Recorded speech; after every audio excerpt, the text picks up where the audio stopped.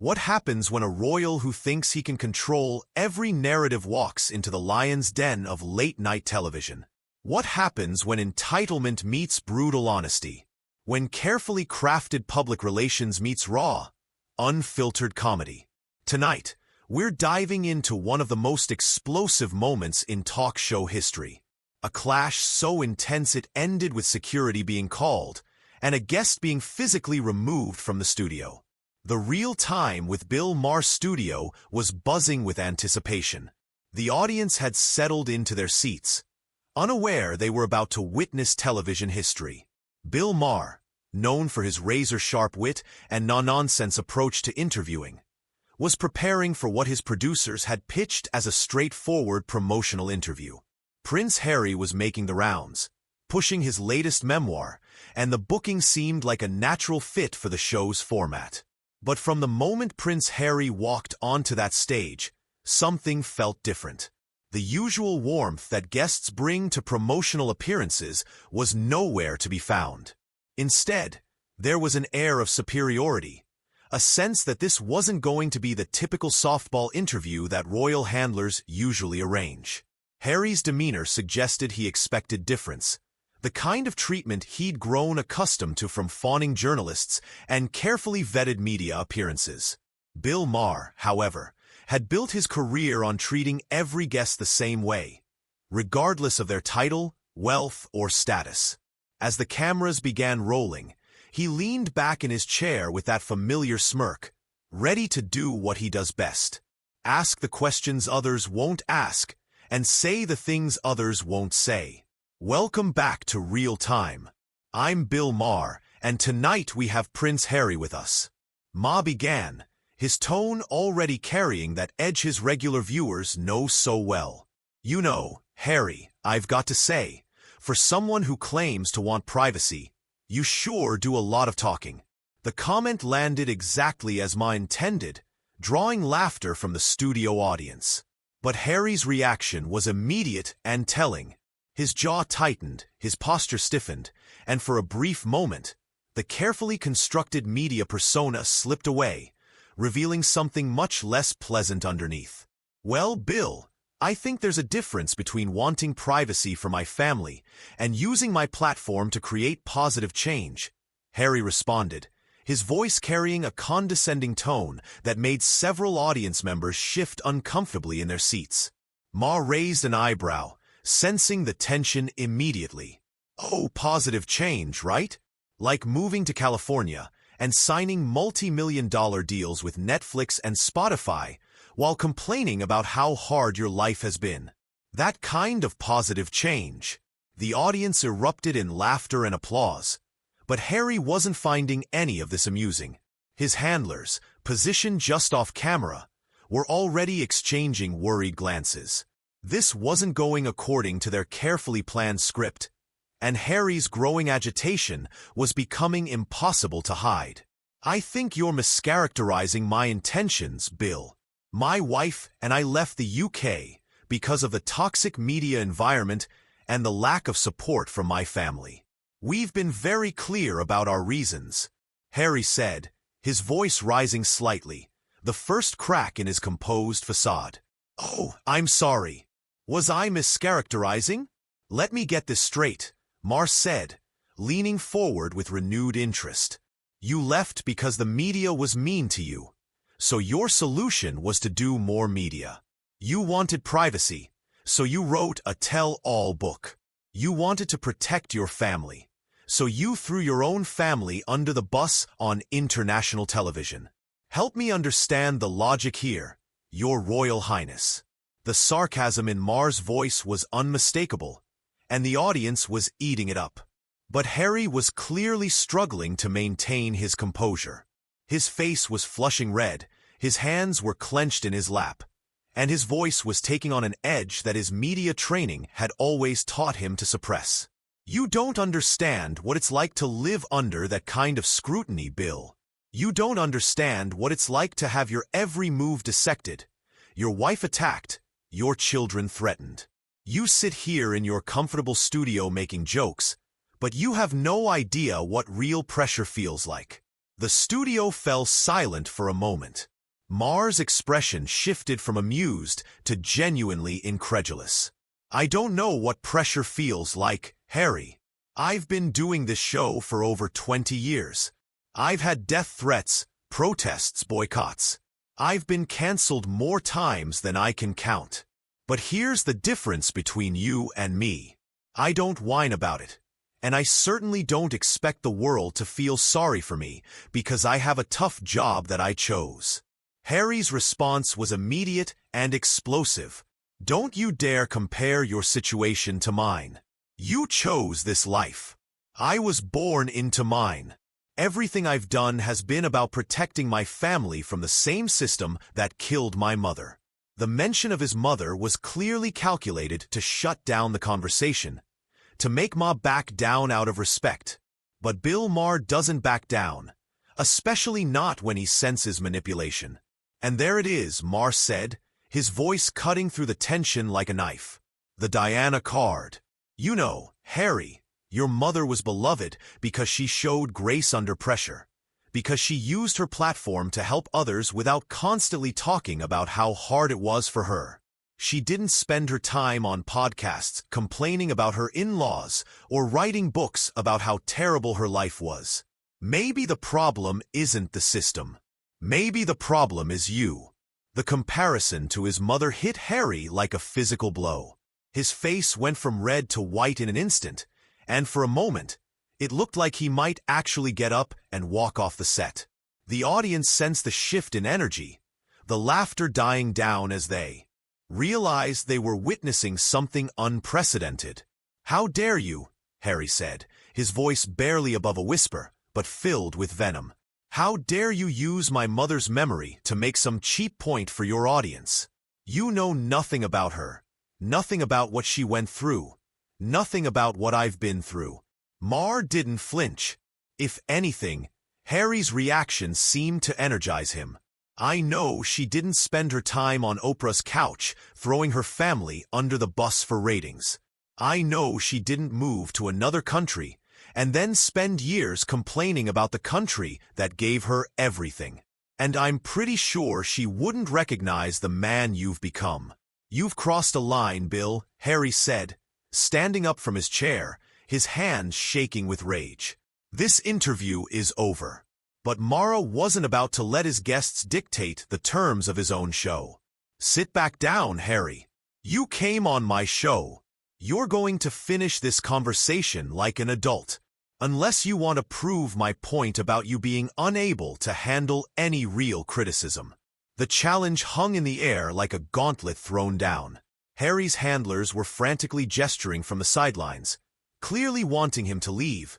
But Harry's pride wouldn't let him back down now. He sat back down, but his entire body language screamed hostility. Fine, Harry said through gritted teeth. But let's talk about something you might actually understand. Let's talk about your hypocrisy, Bill. You sit here lecturing me about privilege while you live in a mansion in the hills, making millions talking about other people's problems. At least I'm trying to make a difference in the world. Maher laughed, but it wasn't a friendly laugh. Making a difference? Harry, you've turned victimhood into a career. Your entire brand is built on how hard your life has been. Meanwhile, you're living in a $16 million mansion in Montecito, married to an actress, making money hand over fist by talking about how oppressed you are.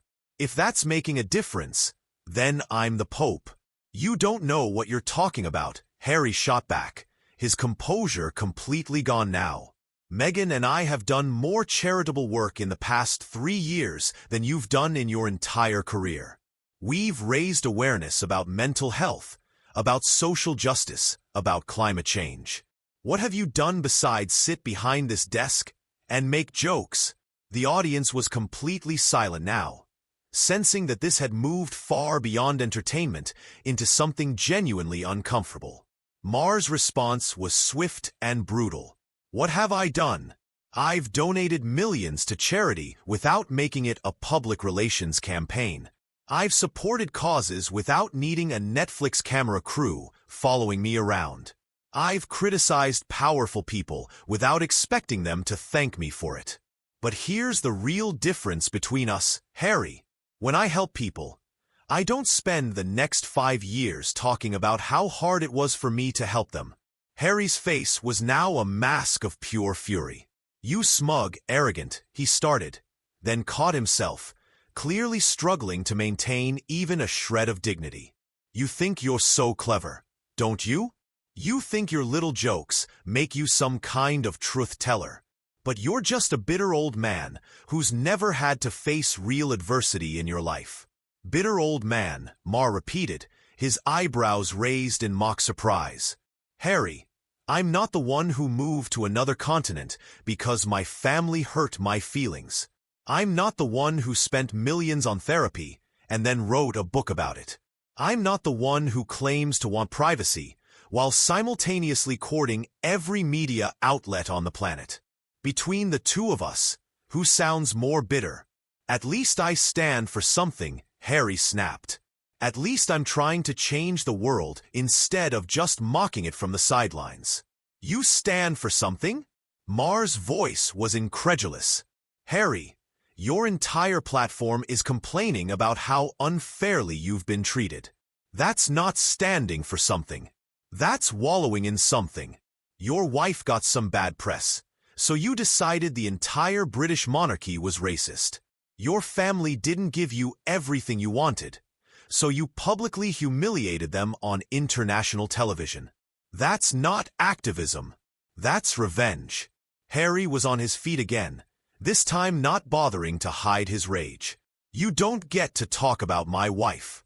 You don't get to minimize what she went through, the racism she faced, the lies that were printed about her, the way the institution failed to protect her. You sit here in your privilege bubble and act like none of that matters. I'm not minimizing anything, Maher replied calmly, remaining seated while Harry towered over him. I'm just pointing out that your solution to every problem seems to be to run away, and then spend years talking about how brave you were for running away. Your wife faced criticism. Welcome to public life. Your family disappointed you. Welcome to having a family.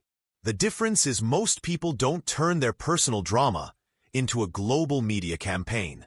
The tension in the studio was now so thick it was almost suffocating. Crew members were positioned at the edge of the stage, clearly unsure whether they should intervene.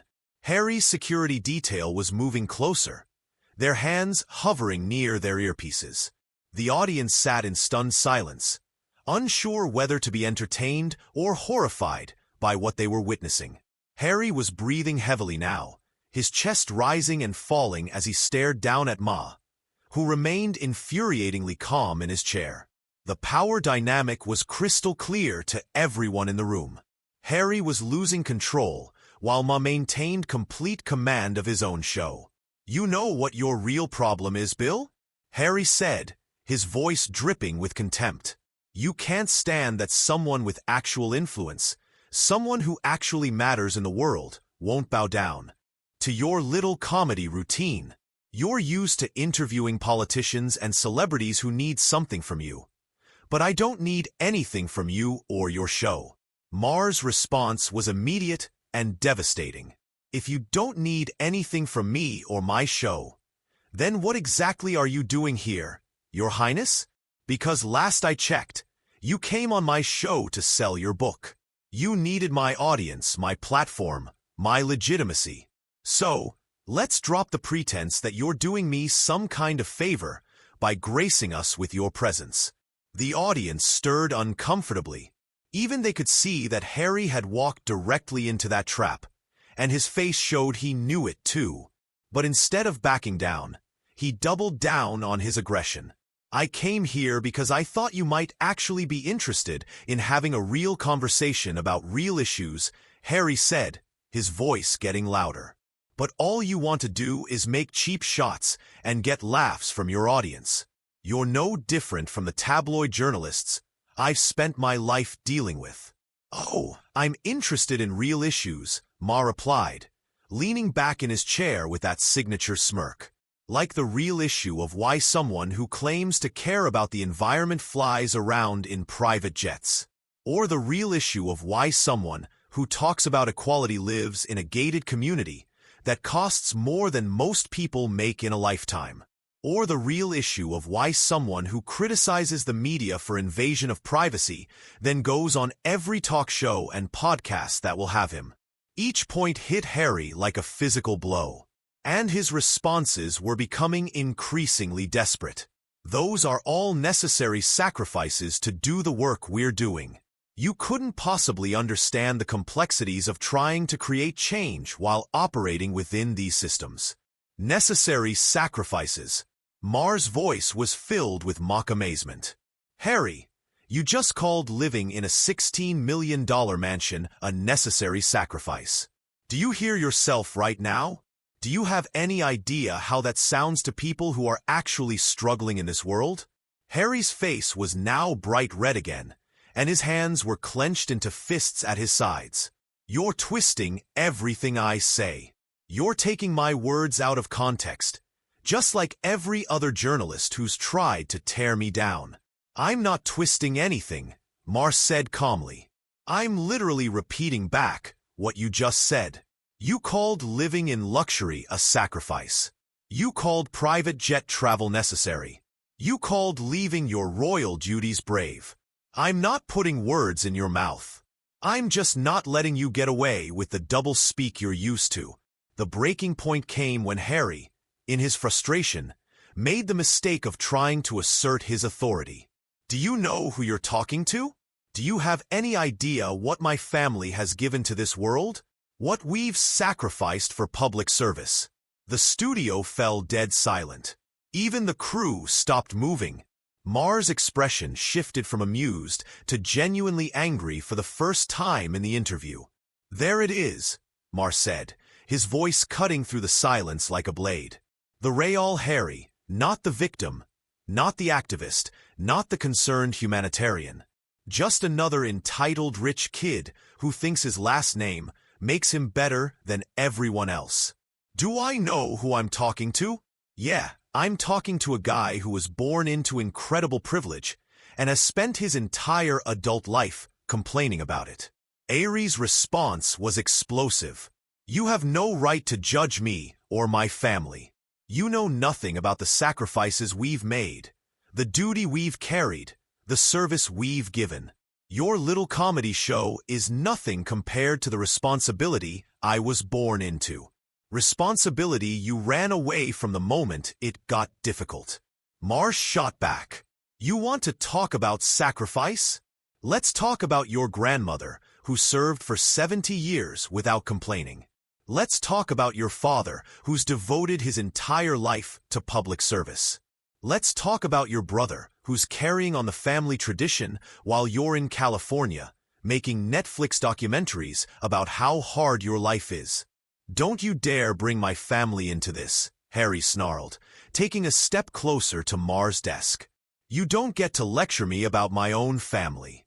I'll talk about whoever I want on my own show, Maher replied, standing up for the first time, matching Harry's aggressive posture. This is my house, and if you don't like the conversation, there's the door. Harry's security team was now moving closer, clearly concerned about the escalating situation. The studio audience was completely silent, sensing that they were witnessing something that had moved far beyond entertainment into genuine hostility. Maybe I should leave, Harry said, his voice shaking with rage. Maybe I should let you get back to your sad little echo chamber, where everyone agrees with your bitter worldview. Maybe you should, Maher agreed. But before you go, answer me this, Harry. When you're lying in your mansion tonight, surrounded by all the luxury that your sacrifice has bought you, will you still believe that you're the victim in this story? Will you still believe that the world owes you something because you had a difficult childhood? Or will you maybe, just maybe, consider that the problem isn't everyone else, it's you? The final question hung in the air like a challenge that Harry simply couldn't ignore. His face contorted with rage as he processed what Maher had just said to him. The suggestion that he was the problem, that his victim narrative was self-created, that his entire worldview was wrong. It was more than his ego could handle. "You arrogant piece of," Harry started, his voice rising to nearly a shout before he caught himself, realizing that millions would be watching this. But the damage was already done. The mask had completely slipped away, revealing the entitled angry man underneath the carefully crafted public persona. Maher wasn't finished. "What? Harry, I'm an arrogant piece of what?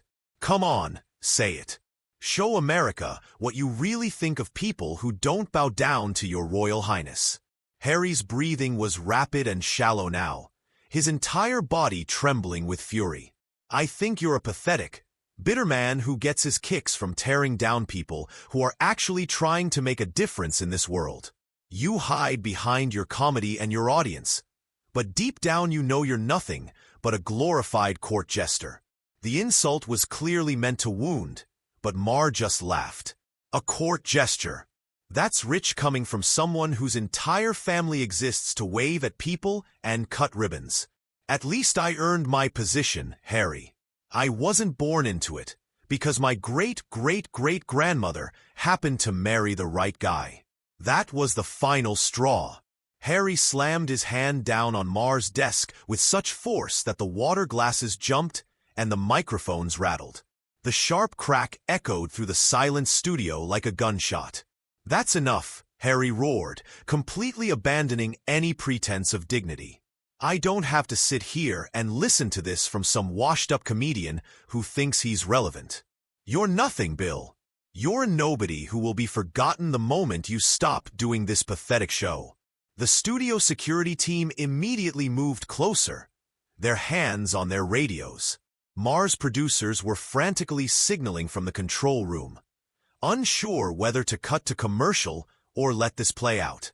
But Ma himself seemed completely unfazed by Harry's outburst. "And there's the Real Prince Harry," Maher said calmly, his voice cutting through Harry's heavy breathing. "Not the victim, not the humanitarian, not the loving husband and father. Just another spoiled rich kid having a tantrum because someone won't tell him how special he is." Harry was now leaning over Maher's desk, his face inches from the host's, his voice a low, threatening whisper. "You have no idea who you're dealing with. You have no idea what I'm capable of." The threat was unmistakable, and it was the moment that Maher's security team had been waiting for. They moved in immediately, flanking Harry on both sides, their presence making it clear that the situation had escalated beyond mere verbal sparring. "Is that a threat, Your Royal Highness?" Maher asked, still seated, still calm, still completely in control of his own show. "Because it sounds like you're threatening me on national television." Harry seemed to realize what he had just done, the legal and public relations nightmare he had just created for himself. He stepped back from the desk, but his rage was still burning bright. "I didn't threaten anyone," he said, his voice shaking. "I simply pointed out that you don't know who you're dealing with." "I know exactly who I'm dealing with," Maher replied. "I'm dealing with a man-child who's never been told no in his entire life, who thinks his title gives him the right to intimidate people, and who just proved every single point I've made about him tonight." Harry looked around the studio, seeming to suddenly realize that dozens of cameras had captured every moment of his meltdown, that his threats and his tantrum would be broadcast to millions of people. His handlers were frantically waving at him from the side of the stage, clearly desperate for him to leave before he made things any worse. "This interview is over," Harry announced, straightening his jacket and trying to reclaim some dignity. "I won't be subjected to this kind of treatment." "Actually," Maher said, standing up and addressing the cameras directly, "this interview is over because I'm ending it. Harry, you came on my show as a guest, but you behaved like a bully and made what sounded like threats. That's not how we do things here." Harry's face went white as he realized what was happening. He was being kicked off the show, publicly humiliated on national television, dismissed like a misbehaving child. "You can't do this to me," Harry said, his voice cracking with desperation. "Do you know who I am? Do you know what this will do to your show? I know exactly who you are, Maher replied firmly. You're someone who just wore out his welcome. Security, please escort Prince Harry from the building. The security team moved in, not roughly, but firmly, making it clear that Harry's time on the stage was over. As they guided him toward the exit, Harry tried one last desperate attempt to maintain control. This isn't over, Bill, he called out as he was being led away. You have no idea what you've just done. What I've done, Maher said, addressing the audience as Harry disappeared backstage, is show America who Prince Harry really is when he doesn't get his way. And honestly, I think we've all learned something valuable tonight. The audience finally broke their silence, erupting in applause as the reality of what they had just witnessed sank in. They had seen a member of the royal family completely lose control, make threats, and get kicked off a talk show for his behavior. As the credits began to roll, Ma looked directly into the camera with that familiar smirk. Folks, that's what happens when entitlement meets reality. Thanks for watching, and remember, if you enjoyed tonight's show, make sure to subscribe and let me know in the comments what do you think Prince Harry learned from tonight's experience.